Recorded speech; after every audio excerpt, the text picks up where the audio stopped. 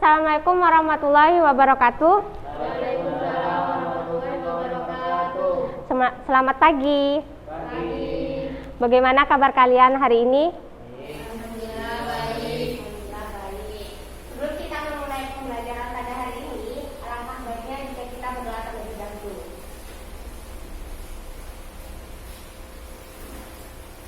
Berdoa dimulai.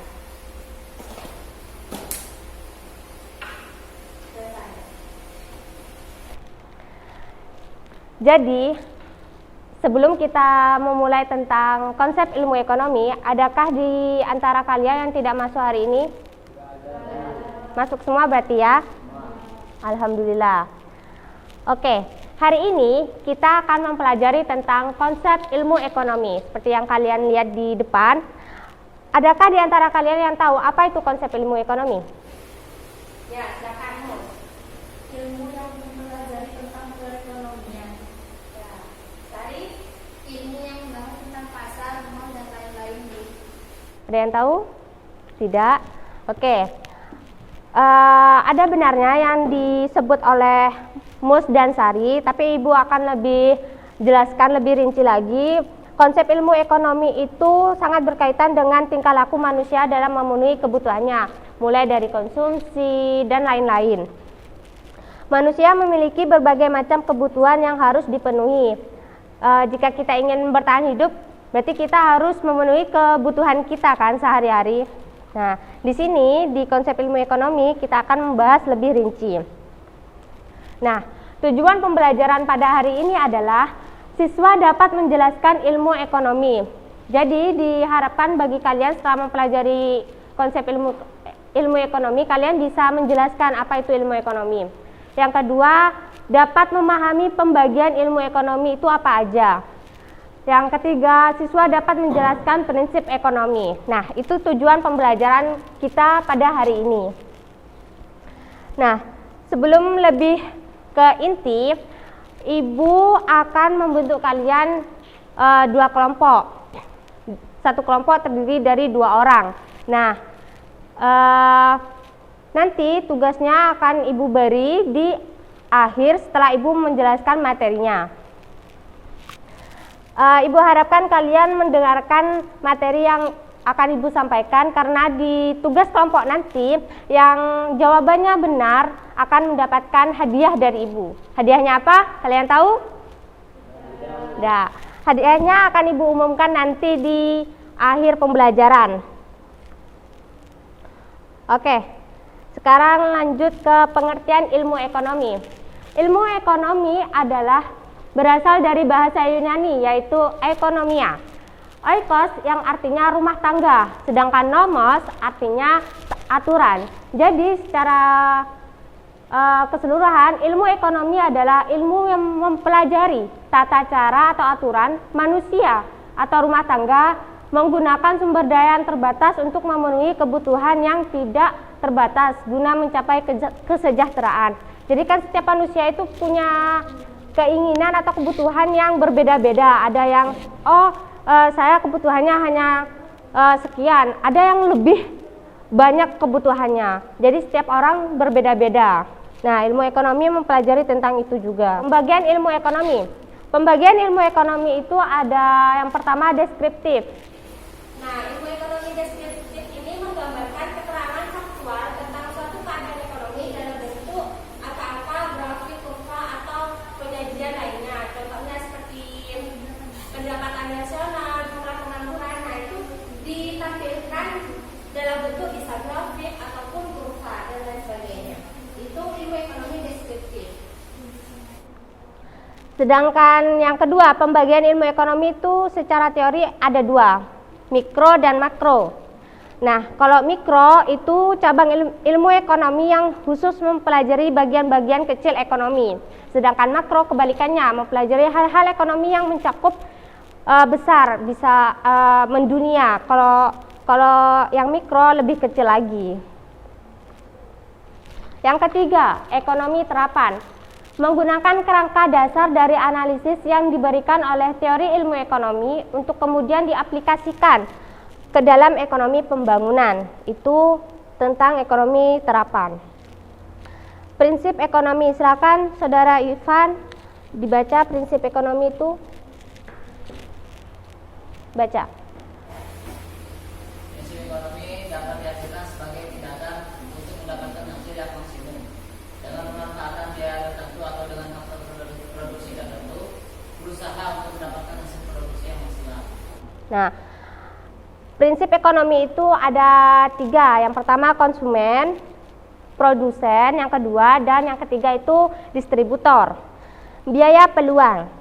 Biaya peluang atau biaya kesempatan opportunity cost adalah biaya yang dikeluarkan ketika memilih suatu kegiatan. Biaya peluang muncul dari kegiatan alternatif yang tidak bisa kita lakukan. Nah, contohnya langsung aja.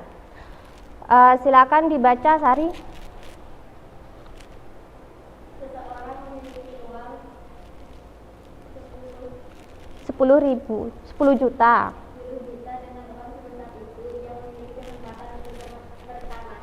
Kembali atau membeli sebuah TV.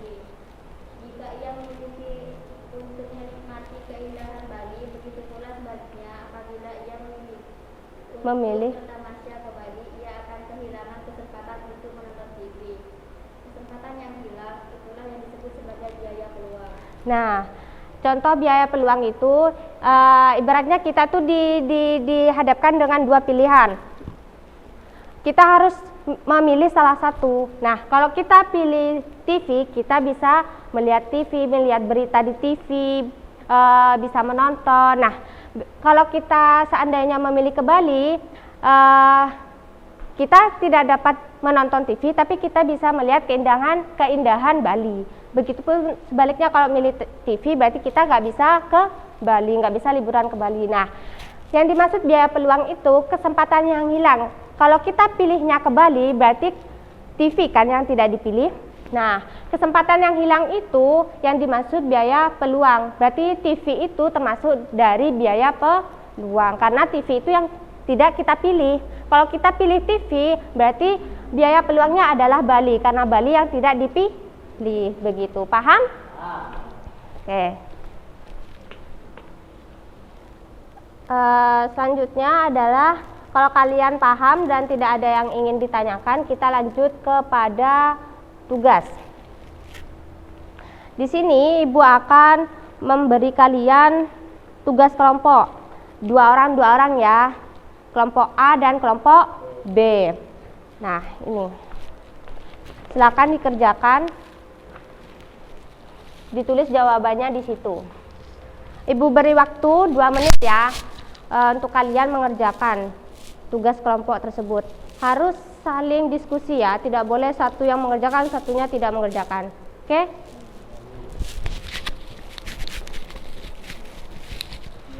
Ada yang ingin ditanyakan?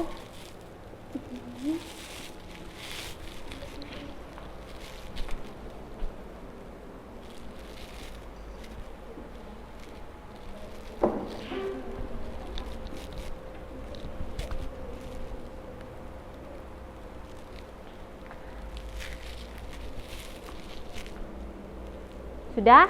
Waktunya sudah habis. Silakan siapa yang ingin mempresentasikan lebih dulu hasil jawabannya, kelompok A atau kelompok B? Atau Ibu tunjuk? Tunjuk. Silakan kelompok A terlebih dahulu mempresentasikan. Siapa yang ingin mempresentasikan? Yang keras ya. Menurut kelompok kami, barang yang sebaiknya dipilih Bagas adalah tas seharga 40.000, makanan seharga 20.000, sepatu seharga 140.000, dan tas harga 100.000. Dan biaya peluangnya adalah transportasi ditambah seragam ditambah rekreasi sama dengan 400.000. Oke, silakan selanjutnya kelompok B. Kalau bisa dibaca dulu ya soalnya dibaca dulu. Habis itu dijawab. Berdiri.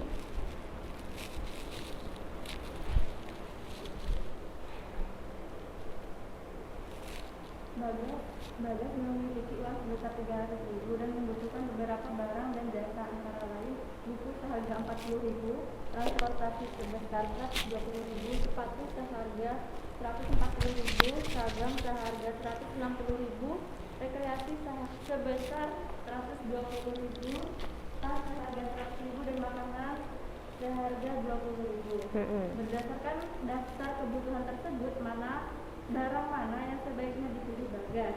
Ya. Jawabannya adalah Kelompok kami, barang yang sebaiknya dipilih Bagas adalah buku seharga 40.000, transportasi seharga 120.000, tas seharga 100.000, dan makanan seharga 20.000. Biaya peluangnya adalah sepatu seharga 140.000 ditambah seragam seharga 160.000 dan rekreasi seharga 120.000. Jadi total 420.000. oke, Ibu pinjam dulu. Terima kasih untuk kelompok A dan kelompok B sudah mengerjakan tugas kelompok yang sudah Ibu berikan. Jawabannya tidak bisa Ibu benarkan semua, tapi ada dari kelompok A ada benarnya dan kelompok B juga ada benarnya. Oke, Ibu bahas ya. Jadi yang lebih mendekati benar itu adalah kelompok B. Kelompok B lebih mendekati jawaban benarnya. Kelompok A benar tapi lebih miss sedikit karena disoalkan diminta barang dan jasa. Sedangkan barang itu seperti tas, buku tadi itu, dan jasa seperti transportasi. Di sini kelompok B menjawab transportasi, sedangkan kelompok A tidak menjawab karena yang dibutuhkan Bagas itu adalah barang dan jasa. Jadi tugas kelompok ini yang menang adalah kelompok B. Silakan tepuk tangan. Selamat untuk kelompok B mendapatkan 10 poin dari Ibu. Per orang mendapatkan 5 poin, 5 poin. Poin tersebut akan digunakan nanti ketika ulangan harian minggu depan. Jadi jika ulangan kalian di bawah KKM, kalian bisa menggunakan poin tersebut untuk menambah nilai kalian gitu. Untuk kelompok A tidak usah berkecil hati karena nanti akan ada game atau poin dari Ibu di next pembelajaran.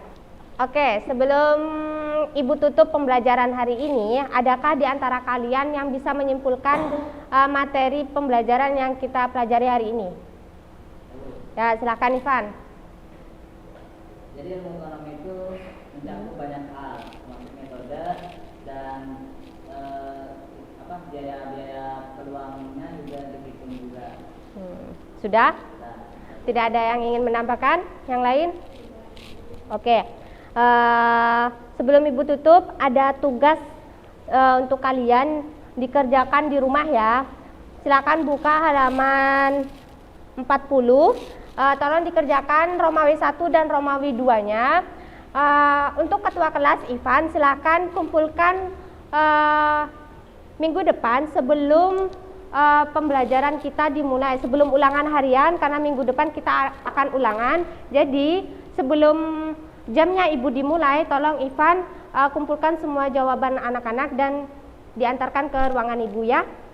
Oke, terima kasih untuk pembelajaran hari ini. Semoga bermanfaat ke kalian dan semoga kalian nanti bisa menjadi orang yang bisa menafsirkan ilmu ekonomi dengan baik dan menjadi orang yang tidak boros, karena boros itu tidak baik ya. Oke, terima kasih. Wassalamualaikum warahmatullahi wabarakatuh.